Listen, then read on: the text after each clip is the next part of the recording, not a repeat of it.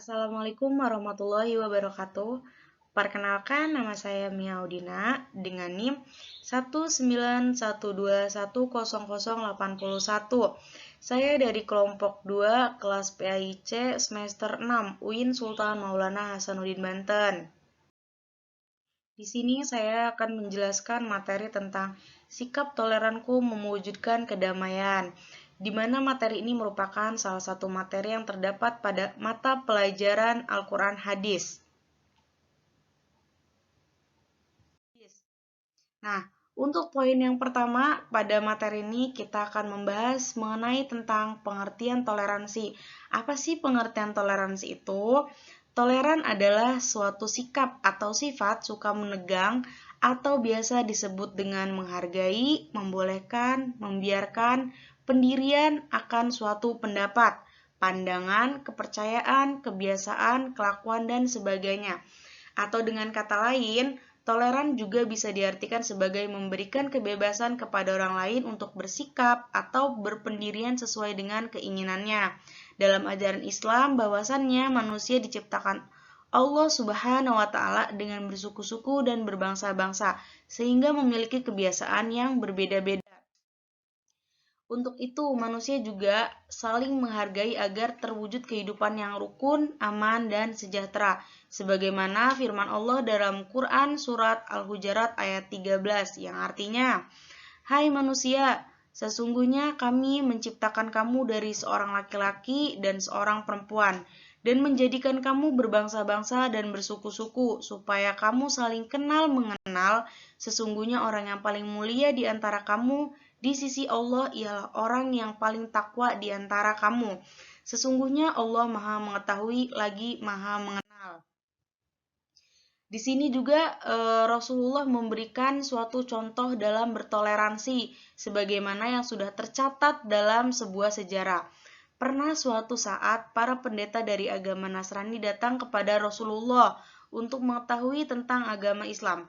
Dalam beberapa hari mereka hidup bersama umat Islam sampai pada suatu saat sampailah mereka pada hari Ahad, hari di mana bagi orang Nasrani adalah hari beribadah untuk mengagungkan Tuhannya. Rasulullah memberi kesempatan seluas-luasnya untuk melakukan itu, namun di lingkungan umat Islam itu tidak ada gereja untuk mereka melakukan ritual ibadah. Maka problem seperti itu disampaikan kepada Rasulullah, kemudian Rasulullah merelakan dan mempersilahkan para pendeta itu untuk melakukan ibadah sesuai dengan keyakinannya di masjid. Nah, itu merupakan salah satu contoh toleransi yang dilakukan oleh Rasulullah pada masa itu. Poin yang selanjutnya yaitu tentang belajar toleransi dari isi kandungan Quran Surat Al-Kafirun. Dari peristiwa yang melatar belakangi turunnya surat ini dapat diketahui bahwa ayat-ayat dalam Quran Surat Al-Kafirun adalah jawaban Rasulullah atas ajakan kaum Quraisy untuk bertukar keyakinan. Namun, Rasulullah dengan tegas menolak dengan mengatakan, Aku tidak akan menyembah apa yang kamu sembah." Dan beliau pun menyatakan bahwa mereka orang-orang kafir Quraisy pun tidak akan dengan ikhlas dan sepenuh hati menyembah Allah sebagaimana yang mereka janjikan. Dan pada ayat terakhir semakin jelas sikap yang ditunjukkan Rasulullah dalam hal akidah, bahwasannya dalam hal beribadah maka kita berhak untuk melaksanakan ajaran sesuai dengan tuntutan agama kita. Sebagaimana mereka pun bebas melaksanakan aktivitas peribadatan sesuai dengan kepercayaannya. Ayat yang terakhir itu menegaskan yang berbunyi, "Bagimu agamamu dan bagiku." Poin yang terakhir yaitu hadis tentang toleransi. Rasulullah SAW meninggalkan mutiara indah bagi kita umat Islam. Setelah beliau wafat, kita dapat mengambil hikmah dan meneladani sifat-sifat beliau dari peninggalan beliau tersebut, yaitu adalah hadis yang mana keberadaannya dapat mendekatkan jiwa kita kepada beliau, yang keberadaannya mampu memperkuat wawasan keislaman yang telah kita pelajari dari Al-Quran. Toleransi salah satu sifat unggul beliau yang dapat kita ketahui dari hadis. Maka kita harus melestarikan hadis ini dengan menghafalkan dan mempelajari isi kandungannya. Sebagaimana hadis dari Ibnu Ammar radhiyallahu anha, sesungguhnya Rasulullah Shallallahu alaihi wasallam bersabda, sebaik-baik sahabat di sisi Allah adalah yang paling baik di antara mereka terhadap sesama saudaranya. Dan sebaik-baik tetangga di sisi Allah adalah yang paling baik di antara mereka terhadap tetangganya. Hadis riwayat Ahmad, Tirmidzi, Ibnu Hibban, Hakim Baihaqi.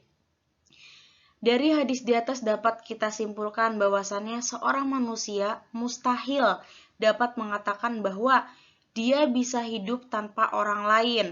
Manusia adalah makhluk sosial yang diciptakan Allah sehingga kehidupannya tidak akan lepas dari interaksi dengan orang lain.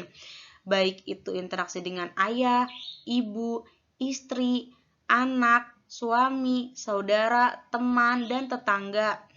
Dalam berinteraksi, pergesekan akan sangat mungkin terjadi.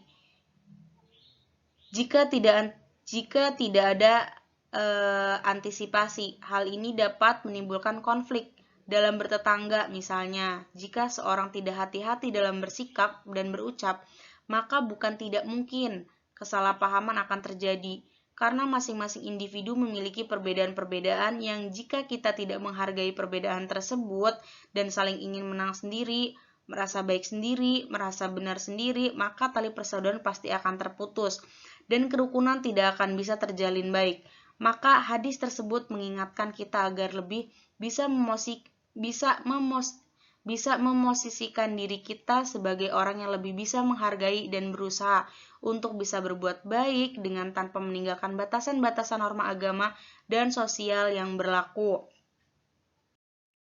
Oleh karena itu, kita sebagai umat Islam harus memiliki sifat toleransi yang baik, sikap toleransi yang besar terhadap sesuatu yang indah jika kita ingin hidup rukun dan berdampingan.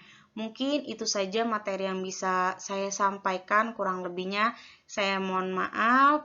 Saya izin pamit undur diri. Wassalamualaikum warahmatullahi wabarakatuh.